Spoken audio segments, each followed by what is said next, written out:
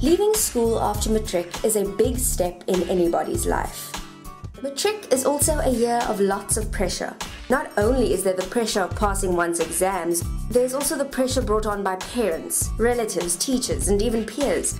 All of them are asking questions. What careers are you interested in? What are you going to do next year? What are you going to do with the rest of your life?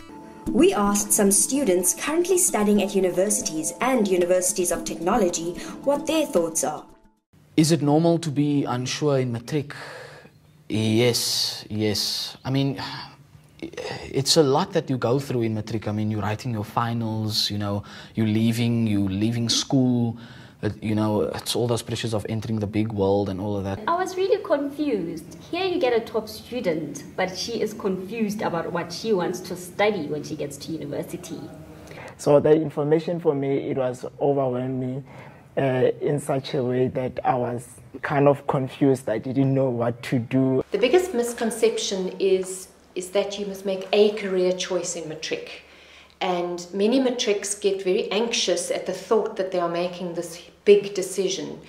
And they are very relieved when we explain to them that actually the world doesn't work like that. And the decisions are to be made in steps, and that you do not have to have your career plans completely sorted out in order to choose a course of study.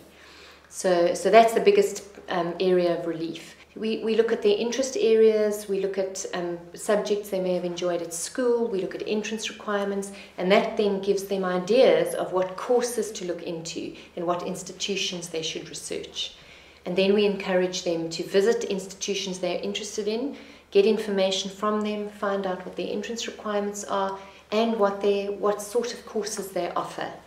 And that is often a lot more manageable than also thinking of all the lots of careers that you could do, which is often quite overwhelming. Some of the students we interviewed did not spend time doing this, or made incorrect assumptions about what they were coming to study.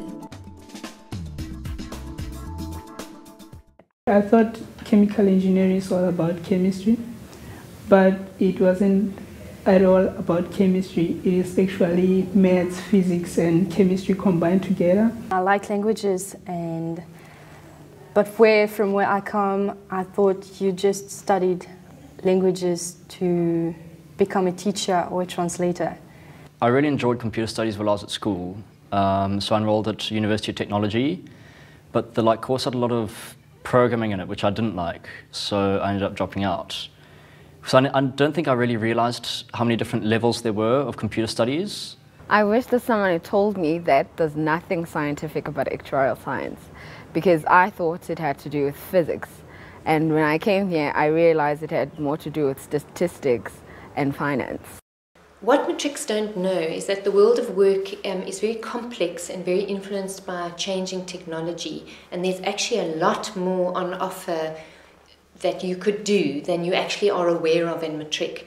So many Matrics have a sort of a literal idea that, if I study engineering, I'm going to become an engineer. Whereas many graduates or people with all sorts of qualifications end up in work that is not always related to the subject matter that they've studied. And the reason for this is that work is very skills-based, and that many of the skills that employers require are actually developed in other parts of your life, in work experience. It could be something that's a hobby or an interest. It could be something that you are just good at that actually isn't covered in your studies. And all of these things are important when it comes to moving into a career, and all of these things impact on your career choices. So it's not just what you study. And what you study is not, the outcomes of what you study is often a lot more broad than you may imagine in Matric. So it's quite good to leave those choices a little bit more flexible, and it also eases up the anxiety to know that there are options you don't know about and possibilities ahead of you. It makes the journey more exciting as well. It is an ongoing developmental process. And that really does take the pressure off, feeling you need to tie everything up in Matric. It's good to realize that lots will happen to you after school, and many of those activities or experiences, or possibly a work experience, a job that you may have, a subject you may study, may open up new things that you're not even aware of in Matric. Rather than seeing life after school as a blind leap into the unknown, see it as the start of a journey. A journey where the destination may not be clear yet, but one which starts with small, manageable steps. A journey that is varied and very exciting. A journey that may take you in unexpected directions, but most important, a journey that no one else can make but you.